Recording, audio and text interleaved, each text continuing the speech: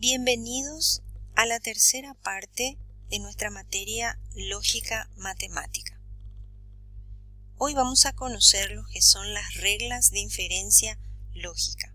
Y dice así: una inferencia, es decir, un razonamiento, deducción, argumentación o argumento, es una operación lógica que consiste en derivar a partir de la verdad de ciertas proposiciones conocidas como premisas, la verdad de una proposición conocida como conclusión. Las premisas de una inferencia son proposiciones que ofrecen las razones para aceptar la conclusión. La conclusión de una inferencia es la proposición que se afirma sobre la base de las premisas. Es decir, tenemos varias premisas y una conclusión que se obtiene en base a dichas premisas.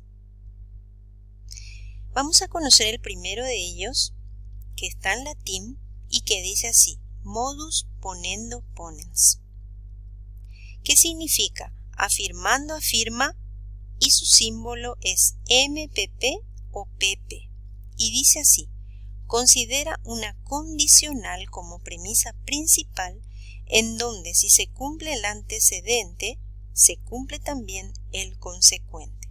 Y tenemos un ejemplo, y dice así: si está soleado, entonces es de día, es la primera premisa. En la segunda lo que hacemos es afirmar el antecedente, entonces tenemos como conclusión el consecuente. Y lo simbolizamos de esta forma. Como es una condicional, entonces le decimos P, entonces Q,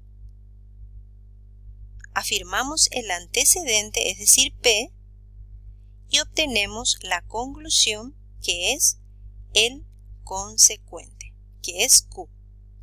Entonces simbolizamos de la siguiente forma: MPP entre paréntesis 1 y 2. El siguiente, modus tollendo tollens, es decir, modo que negando niega. MTT o TT es su símbolo. Y considera también una condicional como premisa principal en donde si se niega el consecuente, se tiene también el antecedente negado. Y aquí tenemos un ejemplo, dice: si está soleado, entonces es de día. Negamos el consecuente, que sería no es de día, por lo tanto la conclusión, entonces negamos también el antecedente, es decir, no está soleado. Esa sería nuestra conclusión. Y representamos de la siguiente forma: P entonces Q, negamos el consecuente y por lo tanto la conclusión es también negando el antecedente. Esa sería nuestra conclusión y entonces le decimos el símbolo, que es MTT y entre paréntesis 1 y 2. Tenemos el siguiente, que es la doble negación. Esta regla tiene influencia sobre una premisa única, en donde si la misma es una negación que vuelve a ser negada, es decir, dos veces, se obtiene la forma afirmativa de la premisa considerada. Y aquí tenemos un ejemplo donde dice: no es cierto que Juan no toma el ómnibus para ir al colegio. Esa es nuestra premisa principal. Entonces obtenemos la conclusión, que es la afirmación de la proposición, y dice: Juan toma el ómnibus para ir al colegio. Representando tenemos la doble negación menos menos P, en donde la conclusión sería P. La representación sería DN y entre paréntesis 1. El siguiente, modus tollendo ponens, es decir, modo que negando afirma. MTP o TP.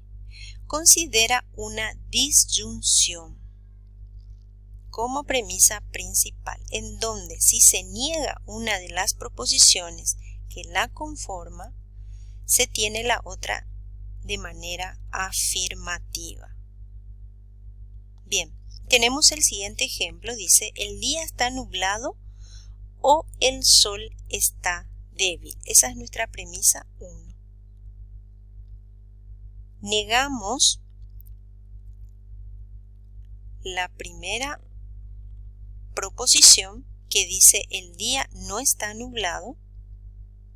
Entonces, como conclusión, tenemos la afirmación de la siguiente que dice el sol está muy débil. Representamos de la siguiente forma. P o Q, negamos menos P y obtenemos como conclusión la afirmación de Q. Y representamos MTP entre paréntesis 1 y 2.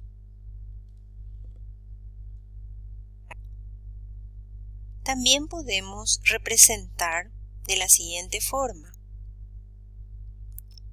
La misma premisa, el día está nublado o el sol está débil, pero en este caso negamos la proposición el sol está débil y decimos el sol no está débil. Por lo tanto, la conclusión sería el día está nublado. Y representamos de la siguiente forma. P o Q, negamos menos Q, entonces la conclusión sería la afirmación de P. Y representamos MTP y entre paréntesis 1, 2.